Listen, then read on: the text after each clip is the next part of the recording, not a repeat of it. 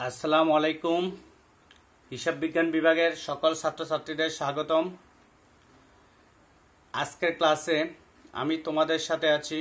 আমি মোহাম্মদ ইমাম হোসেন মজুমদার, প্রভাষক, হিসাব বিজ্ঞান বিভাগ, কুমিল্লা অজিত গুহ মহাবিদ্যালয়। আজকের ক্লাসে আমি আলোচনা করব বিবিএ সম্মান দ্বিতীয় বর্ষের ইন্টারমিডিয়েট অ্যাকাউন্টিং পত্রের শিরোনামে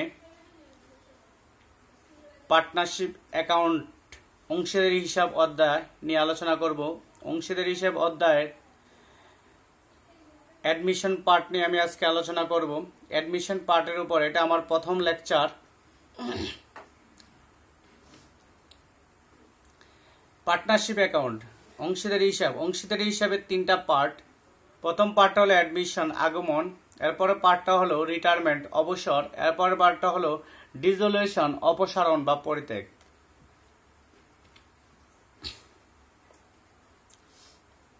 অ্যাডমিশন, আগমন। আগমন প্রশ্নের যাহা থাকবে, 1 নম্বর থাকবে পুরাতন অংশীদারদের একটি ব্যালেন্স শিট থাকবে।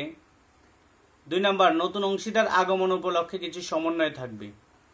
করণীয়: 1 নম্বর আমাকে জার্নাল করতে হবে, 2 নম্বরে আমাকে লেজার করতে হবে, 3 নম্বরে আমাকে একটা নিউ ব্যালেন্স শিট করতে হবে। লেজার, 3টা লেজার করতে হবে আমাদের এখানে 3টা লেজার করতে হবে। 3টা লেজার হলো, 1 নম্বর লেজার হলো রিভ্যালুয়েশন অ্যাকাউন্ট, 2 নম্বর লেজার হলো পার্টনার্স ক্যাপিটাল অ্যাকাউন্ট, 3 নম্বর লেজার হলো ক্যাশ অ্যাকাউন্ট।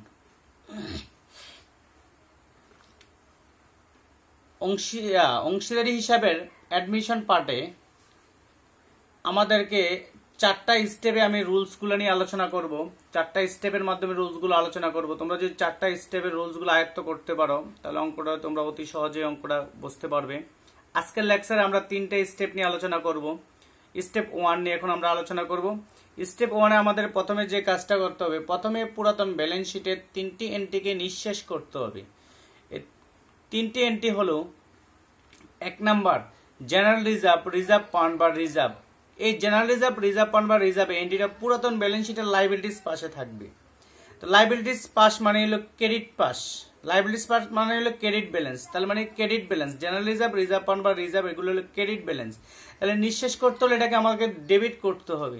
ডেবিট করলে general reserve, reserve fund, reserve বা রিজার্ভের নিঃশেষের জাবেদা হলো, যেহেতু এটা ক্রেডিট ব্যালেন্স তাহলে আমার নিঃশেষ করতে হলে এটাকে আমার ডেবিট করতে হবে। তাহলে আমার জাবেদা হবে general reserve debit, old partners capital credit, বন্টন হবে ওল্ড রেশিও। 2 নম্বর হলো আমার ইনকাম স্টেটমেন্ট। এটা পুরাতন ব্যালেন্স শিটে অ্যাসেট পাশ থাকবে। যেহেতু অ্যাসেট পাশে থাকবে, অ্যাসেটটা হলো ডেবিট ব্যালেন্স, তাহলে নিঃশেষ করতে হলে এটাকে আমরা কি করতে হবে? ক্রেডিট করতে হবে। তাহলে ইনকাম স্টেটমেন্ট নিঃশেষের জার্নাল হলো old partners capital debit, income statement credit, বন্টন হবে আমাদের ওল্ড রেশিওতে। তারপরে হলো 3 নম্বর হলো এডিএ, প্রভিশন, অ্যালাউন্স, রিজার্ভ। বিভিন্ন নামে থাকতে পারে। এই 4টা নাম দিয়েছি আমি, এই 4টা নামের বাইরেও থাকতে পারে। এটা আমরা কিভাবে বুঝবো? পুরাতন ব্যালেন্স শিটে অ্যাসেট পাশে অ্যাকাউন্ট রিসিভেবল থেকে বিয়োগ হিসাবে থাকবে। পুরাতন ব্যালেন্স শিটে অ্যাসেট পাশে যদি অ্যাকাউন্ট রিসিভেবল থেকে বিয়োগ হিসাবে যে নামে থাকুক, এটা আমরা স্টেপ 1-এর 3 নম্বর রুলসে পড়বে। যদি অ্যাসেট, তাহলে এডিএ, প্রভিশন বা অ্যালাউন্স বা রিজার্ভ নিঃশেষের যাবে হবে এডিএ ডেবিট, রিভ্যালুয়েশন ক্রেডিট। এই 3টে এন্ট্রি থেকে পুরাতন ব্যালেন্স শিটে আমাদের 2টো থাকতে পারে, 1টো থাকতে পারে। 1 আর 2 এর মধ্যে যে কোনো একটা থাকবে, 2টা একসাথে থাকবে না, 1 আর 2। আর এখানে এই এন্ট্রিগুলা তোমরা মনোযোগ সহকারে ভিডিওটা দেখবা, আশা করি তোমরা বুঝতে পারবে। এখন এই সংক্রান্ত আমরা কিছু উদাহরণ নিয়ে আলোচনা করব। এক্সাম্পল 1, অপু এন্ড তপু আর 2 পার্টনার্স। অপু এন্ড তপু 2জন পার্টনার, তাদের লাভ লোকসান অনুপাত sharing profit and losses in the ratio 5:3, তাদের লাভ লোকসান অনুপাত 5:3। একটা পুরাতন ব্যালেন্স শিট দেওয়া আছে। দেখো পুরাতন ব্যালেন্স শিট, দেখো লাইবিলিটিস পাশে জেনারেল রিজার্ভ দেখো বড় করে লেখা আছে নীল কালারে 20,000 টাকা। তাহলে আমার প্রথমে যে কাজটা করতে হবে, অঙ্কটা দেখার সাথে সাথে পুরাতন ব্যালেন্স শিটের 3টে এন্ট্রিকে বেনিশ করতে হবে। 3টে এন্ট্রির মধ্যে আমার ক্রেডিট পাশে, আমার লাইবিলিটিস পাশে আমার দেখো জেনারেল রিজার্ভ আছে। তার জেনারেল রিজার্ভ আমার বেনিশের যাবে, আমরা কি শিখছিলাম? General reserve debit, old partners capital credit, general reserve debit olds partners capital. এখন ওল্ডস পার্টনার হলো তার অপু এন্ড তপু দুইজন পার্টনার, তারা হলো ওল্ডস পার্টনার। আর ব্যালেন্স শিটের নিচে দেখা আছে on 1/1/2019 Dipu was taken into partner. Dipu নতুন পার্টনার হিসাবে নিবে, নতুন অংশীদার হিসেবে দীপুকে নিবে। তার মানে এখানে আমার ওল্ডস পার্টনার প্রথম লাইনে Apu and Tapu olds partners. তাহলে আমার মূল জাবেদা ছিল general reserve debit olds partners capital credit. তাহলে ওল্ডস পার্টনার বলতে এখানে অপু এন্ড তপু, তাহলে এই কারণে আমার জাবেদা হয়েছে general reserve debit Apu's capital credit Tapu's capital credit. এখন জেনারেল রিজার্ভ আমার আছে দেখো পুরাতন ব্যালেন্স শিটে 20,000 টাকায়, 20,000 টাকাকে আমাকে বন্টন করতে হবে। কোন রেশিওতে বন্টন হবে? Old ratio. তাহলে ওল্ড রেশিও কত? অঙ্কের দ্বিতীয় লাইনে আছে দেখো 5:3 নীল কালারে মোটা করে বড় করে লেখা আছে 5। তাহলে 5 এর 3 যোগ করলে কত? 8। তাহলে 8 দিয়ে ভাগ। তাহলে প্রথম জন হলো অপু, অপু পাবে 5 অংশ, যেহেতু প্রথম অংশ 5। তাহলে 5 8 দিয়ে ভাগ, 5 দ্বিগুণ 8 দিয়ে ভাগ 3 দ্বিগুণ। আশা করি তোমরা বুঝতে পেরেছো। এরপরে দেখো অ্যাসেট পাশে অ্যাকাউন্ট রিসিভেবল থেকে মাইনাস অ্যালাউন্স 700 টাকা বিয়োগ হিসাবে আছে, লাল করে লেখা আছে দেখো, লাল কালারে 700 টাকা বিয়োগ হিসেবে। অ্যাকাউন্ট, তাহলে এটা 3 নম্বর রুলসে পড়ে। অ্যাকাউন্ট রিসিভেবল থেকে যদি বিয়োগ হিসাবে থাকে তাহলে এটা 3 নম্বর রুলসে পড়ে। তাহলে 3 নম্বর রুলসে আমার নিয়মটা কি? অ্যালাউন্স ডেবিট যেটা থাকবে এটা ডেবিট, রিভ্যালুয়েশন ক্রেডিট। তাহলে অ্যালাউন্স ডেবিট রিভ্যালুয়েশন ক্রেডিট, তাহলে আমরা জাবেদা দিয়ে দিই অ্যালাউন্স ডেবিট রিভ্যালুয়েশন ক্রেডিট 700 টাকা। আশা করি তোমরা বুঝতে পেরেছো। এখন আমরা এক্সাম্পল 2 নিয়ে আলোচনা করব। এক্সাম্পল 2 আছে দেখো, এখানে একটা পুরাতন ব্যালেন্স শিট আছে। পুরাতন ব্যালেন্স শিটে ইনকাম স্টেটমেন্ট আছে অ্যাসেট পাশে। তো অ্যাসেট পাশে যে ইনকাম স্টেটমেন্ট আছে, ইনকাম স্টেটমেন্টটাকে আমরা পুরাতন ব্যালেন্স শিট ইনকাম স্টেটমেন্টটাকে আমরা নিঃশেষ করতে হবে। যেহেতু অ্যাসেট পাশে আছে তাহলে এটা ডেবিট ব্যালেন্স, ডেবিট ব্যালেন্সকে নিঃশেষ করতে হলে কি করতে হবে? ক্রেডিট করতে হবে। তাহলে ক্রেডিট করতে হলে এটা নিঃশেষ করানো যাবে হবে। আমরা একটু স্টেপ 1 আমরা যে রোজ 2টা নিয়ে আলোচনা করছি ওইটার মধ্যে পড়ে। তাহলে ইনকাম স্টেটমেন্ট ডেবিট পাশে আছে, এটা নিঃশেষ করতে হলে এটাই করতে হবে ক্রেডিট। তাহলে ওল্ডস পার্টনার্স ক্যাপিটালকে ডেবিট করতে হবে। ওল্ডস partners capital debit, income statement credit. ওল্ডস partner বলতে এখানে অপু এন্ড তপু দুইজন ওল্ড পার্টনার। তাহলে অঙ্কের প্রথম লাইনে আছে দেখো। আর ব্যালেন্স শিটের নিচে দিয়ে লেখা আছে দেখ 1/1/2019 Dipu was taken into partnership in the following term. তাহলে দীপু হলো নিউ পার্টনার আর ওল্ড পার্টনার হলো অপু এন্ড তপু। যেহেতু আমার ওল্ড পার্টনার্স ক্যাপিটাল ডেবিট, তার মানে Apu's capital debit Tapu's capital debit income statement and credit. দেখো তাহলে তাদের লাভ বন্টন হবে ওল্ড রেশিও। ওল্ড রেশিও আমার কি আছে 5:3, 5 এর 3 যোগ করলে 8। তাহলে আমার ইনকাম স্টেটমেন্ট আছে 8,000 টাকা। দেখো 8,000 টাকা ইনকাম স্টেটমেন্ট আছে। 8,000 টাকাকে আমি এখন 5-3 যোগ করলে 8, 8 দিয়ে ভাগ, প্রথম 5 দ্বিগুণ 8 দিয়ে ভাগ 3 দ্বিগুণ। আশা করি তোমরা বুঝতে পেরেছো। এখন আমরা স্টেপ 2 নিয়ে আলোচনা করব। স্টেপ 2তে অ্যাসেট বৃদ্ধি পেলে আমাদের জাবেদা হবে অ্যাসেট ডেবিট রিভ্যালুয়েশন ক্রেডিট। তারপরে অ্যাসেট হ্রাস পেলে জাবেদা হবে রিভ্যালুয়েশন ডেবিট অ্যাসেট ক্রেডিট। তারপরে লাইবিলিটিস বৃদ্ধি পেলে আমার জাবেদা হবে revaluation debit liabilities credit. Liabilities হ্রাস পেলে জাবেদা হবে লাইবিলিটিস ডেবিট রিভ্যালুয়েশন ক্রেডিট। এই 4টা জাবেদা আমরা ভালো করে মুখস্থ করব। এখন এই সংক্রান্ত আমরা কিছু প্র্যাকটিস করব। এক্সাম্পল 3 দেখো, ব্যালেন্স শিট, একটা ব্যালেন্স শিট দেওয়া আছে। ব্যালেন্স শিটে আমার বিল্ডিং দেওয়া আছে 20,000 টাকা, অ্যাকাউন্টস পেবল দেওয়া আছে আমার 6,000 টাকা। এখন এই সংক্রান্ত কিছু উদাহরণ নিয়ে আমরা আলোচনা করব।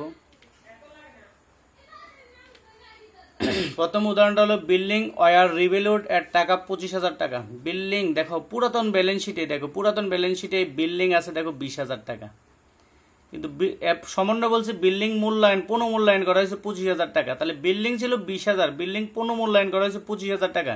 তাহলে বিল্ডিং এর মূল্য কি হ্রাস পেয়েছে না এখানে বৃদ্ধি পেয়েছে? তাহলে বিল্ডিং মূল্য এখানে বৃদ্ধি পেয়েছে, 5,000 টাকা বৃদ্ধি পেয়েছে। তাহলে বিল্ডিং হলো অ্যাসেট, বিল্ডিং হলো আমার অ্যাসেট। তাহলে অ্যাসেট বৃদ্ধি পেলে যাবে দেখি asset debit revaluation credit. Asset বৃদ্ধি পেলে যাবে দেখি অ্যাসেট ডেবিট রিভ্যালুয়েশন ক্রেডিট। তাহলে অ্যাসেট হলো আমার বিল্ডিং, তাহলে যাবে দেবো আমার বিল্ডিং ডেবিট রিভ্যালুয়েশন ক্রেডিট। 5,000 টাকা বৃদ্ধি পেয়েছে, 5,000 টাকা লিখছে। আশা করি তোমরা বুঝতে পেরেছো। এরপর দেখো 2 নম্বর, দেখো building be depreciate by 10%। Building এর অবচয় ধার্য করতে বলছে 10%। তাহলে বিল্ডিং হলো অ্যাসেট, অ্যাসেটের অবচয় ধরার জন্য বলছে। তাহলে অবচয় যখন ধরবা সম্পত্তির মূল্য হ্রাস পাবে, অবচয় হলে সম্পত্তির মূল্য হ্রাস পায়, তাহলে সম্পত্তির মূল্য হ্রাস পেলে আমার যাবে দেওয়া হয় কি রিভ্যালুয়েশন ডেবিট অ্যাসেট ক্রেডিট। তাহলে রিভ্যালুয়েশন ডেবিট আমার এখানে অ্যাসেট হলো building credit, revaluation debit building credit. তাহলে বিল্ডিং আছে ব্যালেন্স শিটে কত টাকা দেখো 20,000 টাকা, এই 20,000 টাকা 10% 2,000 টাকা। আশা করি তোমরা বুঝতে পেরেছো। 3 নাম্বার দেখো, a claim of টাকা 2,000 out of accounts payable is not likely to be paid and should be written off। একজন পাওনাদারের 2,000 টাকা পরিশোধ করা লাগবে না, এটাকে অবলোপন করার জন্য বলছে। পাওনাদারের 2,000 টাকা পরিশোধ করা লাগবে না, পাওনাদার হলো দায়, অ্যাকাউন্টস পেবল পাওনাদার হলো দায়, দায়ের টাকা পরিশোধ করা লাগবে না মানে দায় হ্রাস পেয়েছে। তো দায় হ্রাস পেলে যাবে দেখি লাইবিলিটিস ডেবিট রিভ্যালুয়েশন ক্রেডিট। তাহলে লাইবিলিটিস বলতে এখানে আমার অ্যাকাউন্টস পেবল, তার মানে আমার যাবে হবে accounts payable debit revaluation credit 2,000 টাকা। আশা করি তোমরা বুঝতে পেরেছো। 4 নম্বর বলছে a claim of worker being compensation. একজন ওয়ার্কারের ক্ষতিপূরণ ফর টাকা 1,200 শুড বি প্রোভাইডেড। ক্ষতিপূরণ 1,200 টাকা সরবরাহ করা উচিত। একজন ওয়ার্কারের ক্ষতিপূরণের 1,200 টাকা সরবরাহ করা উচিত, তার মানে একজন ওয়ার্কারে 1,200 টাকা সরবরাহ করা উচিত। তাহলে একজন ওয়ার্কার ক্ষতিগ্রস্ত হয়েছে, তাকে 1,200 টাকা ক্ষতিপূরণ দেওয়া উচিত। তাহলে ক্ষতিপূরণ দেওয়া উচিত মানে এখানে দায় ওয়ার্কারের জন্য 1,200 টাকা দায় সৃষ্টি করতে হবে, যেহেতু এখন দেয় নাই দেওয়া উচিত বলছে, তার মানে এখানে দায় সৃষ্টি করতে হবে। তার দায় সৃষ্টি করতে হলে দায় বৃদ্ধি পেয়েছে, 1,200 টাকার দায় বৃদ্ধি পেয়েছে। তো দায় বৃদ্ধি পেলে যাবে দেখি রিভ্যালুয়েশন ডেবিট লাইবিলিটিস ক্রেডিট। তাহলে রিভ্যালুয়েশন ডেবিট আর লাইবিলিটিস হলো ওয়ার্কার কম্পেনসেশন পেয়েবল ক্রেডিট 1,200 টাকা। Revaluation debit worker compensation payable credit 1,200 টাকা। আশা করি তোমরা বুঝতে পেরেছ।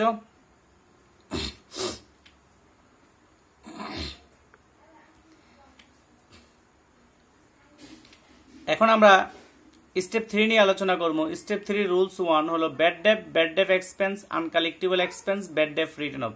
ব্যাড ডেপ সংক্রান্ত লেনদেনে যদি ব্যাড ডেপ এক্সপেন্স অথবা আনকালেক্টেবল এক্সপেন্স অথবা ব্যাড ডেপ রিটার্ন অফ এই 4টা কথার যে কোনো একটা লেখা থাকে তাহলে যাবে তবে revaluation debit account receivable credit. Rules 2 হলো এস্টিমেটেড বা পার্সেন্ট দেওয়া বা রাইজড বা ইনক্রিজ যদি লেখা থাকে। ব্যাড ডেপ সংক্রান্ত এন্ট্রিতে যদি মানে লেনদেনে যদি এই 4টা রুলস 2 এর যেমন এস্টিমেটেড পার্সেন্ট বা রাইজড ইনক্রিজ লেখা থাকে তাহলে আমার যাবে তবে রিভ্যালুয়েশন ডেবিট এডিএ ক্রেডিট। এখন দেখো ব্যাড ডেট সংক্রান্ত এন্ট্রি যাবে তাহলে দুইটা, একটা হলো revaluation debit account receivable credit, একটা হলো রিভ্যালুয়েশন ডেবিট এডিএ ক্রেডিট। এখন কখন কোনটা হবে এটা বুঝতে হবে। ওই যে কথাগুলো লেখা আছে রুলস 1 আছে ব্যাড ডেট এক্সপেন্স, আনকালেক্টেবল আছে ব্যাড ডেট রিটার্ন হবে। 4টা কথা থাকলে revaluation debit account receivable credit আর এস্টিমেটেড পার্সেন্ট রাইজড ইনক্রিজ লেখা থাকে রিভ্যালুয়েশন ডেবিট এডিএ ক্রেডিট। এখন আমরা উদাহরণ নিয়ে আলোচনা করি। দেখো 1 নম্বর উদাহরণ, to write off bad debt amount টাকা 3,000 টাকা। দেখো এই কথাটা কোন 4টা কথার ভিতরে, রুলস 1 এর 4টা কথার ভিতরে পড়ে না রুলস 2 এর 4টা কথার ভিতরে পড়ে?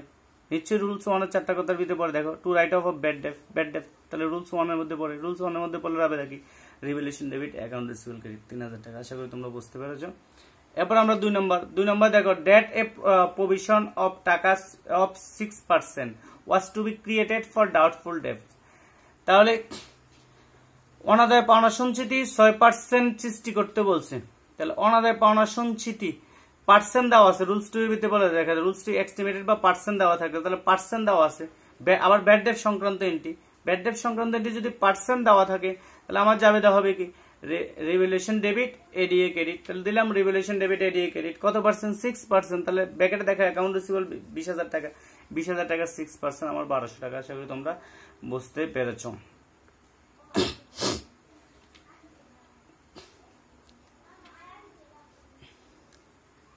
এরপর আসো আমরা এক্সাম্পল 5 নিয়ে আলোচনা করি। ওপেন তো উপর দুজন পার্টনার তাদের লাভ লোকসান অনুপাত দেওয়া আছে, 5 অনুপাত একটা ব্যালেন্স শিট দেওয়া আছে। দেখো একটা ব্যালেন্স শিট দেওয়া আছে, ব্যালেন্স শিটে দেখো অ্যাকাউন্ট রিসিভেবল দেওয়া আছে 26,000 টাকা। এরপর দেখো সমন্বয়ে দেখো 2 নম্বর দেখো আমার কার্সারটা লেখা আছে মোটা করে নীল কালিতে লেখা আছে টাকা 1,000 is to be written off as bad debt. টাকা 1,000 টাকা is to be written off bad debt. এই কথাটা পড়ে আমার কি রুলস 1 এ পড়ে ব্যাড ডেট সংক্রান্ত এন্ট্রি না রুলস 2 তে পড়ে? এটা তো ব্যাড ডেট সংক্রান্ত এন্ট্রি, তোমরা পড়লে বুঝতে পারবা। বলছে টাকা 1,000 is to be written off bad debt, তাহলে ব্যাড ডেট সংক্রান্ত এন্ট্রি এই কথাটা পড়ে আমি বুঝতেছি এটা কি রুলস 1 এ পড়ে না রুলস 2 তে পড়ে? নিশ্চয়ই রুলস 1 এ পড়ে। তো রুলস 1-এ পড়লে আমার যাবে দেখি revaluation debit account receivable credit দিলাম, revaluation debit account receivable credit 1000 টাকা। আশা করি তোমরা বুঝতে পারছো। এরপর দেখো এন্ড, এর পর আরেকটা আবার বলছে and a allowance of 5% is to be raised against account receivable and 5% বৃদ্ধি করার জন্য বলছে, অ্যাকাউন্ট রিসিভেবল 5% অনাদায় পাওনা সঞ্চিতি বৃদ্ধি করার জন্য বলছে। তাহলে দেখো এন্ড এর পরে থেকে এটা রুলস 2 এ পরে দেখো পার্সেন্ট দেওয়া আছে অথবা রাইজডও লেখা আছে, ইজ টু বি রাইজডও লেখা আছে। তাহলে এটা আমার রুলস 2 তে পড়ে, ব্যাড ডেট সংক্রান্ত এটি রুলস 2 তে পড়ে। রুলস 2 তে পড়লে আমার যাবে দেখি রিভ্যালুয়েশন ডেবিট এডিএ ক্রেডিট। এখন রুলস 2 তে দেখো আমার অ্যাকাউন্ট রিসিভেবল আছে, দেখো পুরাতন ব্যালেন্স শিটে নীল কালারে বড় করে লেখা আছে 26,000 টাকা অ্যাকাউন্ট রিসিভেবল। তার মধ্যে একটু আগে আমি 1,000 টাকা অবলোপন করছি, তো 26,000 টাকা 1,000 টাকা যদি আমার চলে যায়, একটু আগে আমি 1,000 টাকা অবলোপন করছি, 26,000 টাকা থেকে যদি 1,000 টাকা আমার চলে যায় তাহলে আমার 25,000 টাকা, 25,000 টাকার উপর আমার 5% ধরতে হবে। 25,000 5% 1,250 টাকা। আশা করি তোমরা বুঝতে পেরেছ। আজকে এতটুকুই, পরবর্তী ক্লাসে আমরা স্টেপ 4 নিয়ে আলোচনা করব। সে পর্যন্ত তোমরা অপেক্ষা করো। আল্লাহ হাফেজ।